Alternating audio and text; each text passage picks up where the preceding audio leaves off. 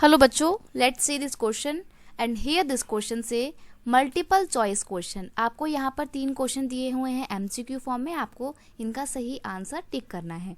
तो 1 bye 1 question read करते हैं। पहला क्वेश्चन है which of the following is an MNC of Indian originate.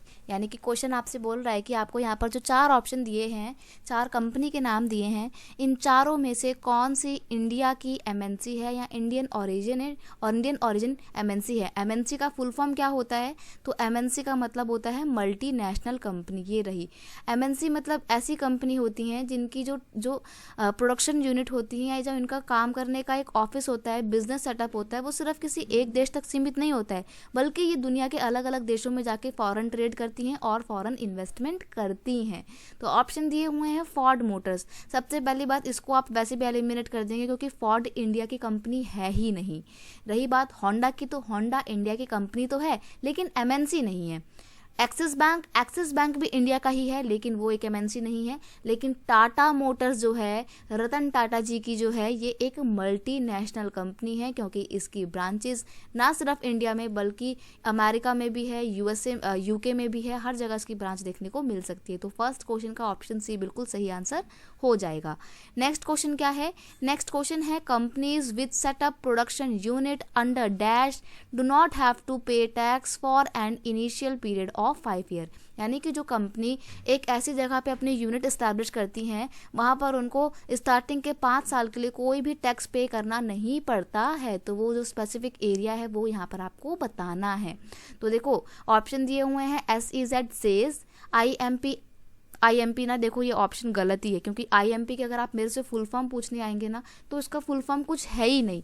ये फुल फॉर्म इसकी कोई बनती नहीं है। आपको ऑप्शन दिया हुआ है लेकिन इसका एक वैलिड फुल फॉर्म या एब्रीविएशन नहीं है। नेक्स्ट है प्राइवेट सेक्टर नहीं होगा इसका आंसर, नन ऑफ दिस। इसका सही आंसर हो जाएगा SEZ की फुल फॉर्म होती है स्पेशल इकोनॉमिक जोन। तो कोई भी कंपनी जब स्पेशल इकोनॉमिक जोन पे जाके अपनी बिजनेस यूनिट को सेटअप करती हैं तो उनको स्टार्टिंग के 5 साल के लिए कोई भी टैक्स पे नहीं करना पड़ता है। और उन 5 सालों में जब कंपनी अच्छे तरीके से स्ट्रेंथनली, मतलब मजबूती के साथ वहाँ पे जम जाती है, वहाँ पे अपनी यूनिट को स्टैब्लिश कर लेती है, उसके बाद वो फिर जब टैक्स देने की कंडीशन में आ जाती है तो फिर वो टैक्स देती है। तो स्टार्टिंग के 5 साल उसको टैक्स से छूट मिली होती है। और कहाँ पर? स्पेशल इकोनॉमिक जोन में। तो सेकंड क्वेश्चन का आपका ए ऑप्शन बिल्कुल सही आंसर हो जाएगा।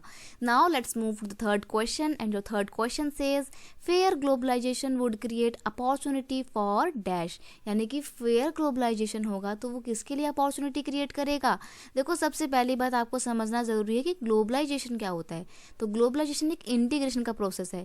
It is the integration between countries through of the foreign trade and foreign investment by the multinational companies.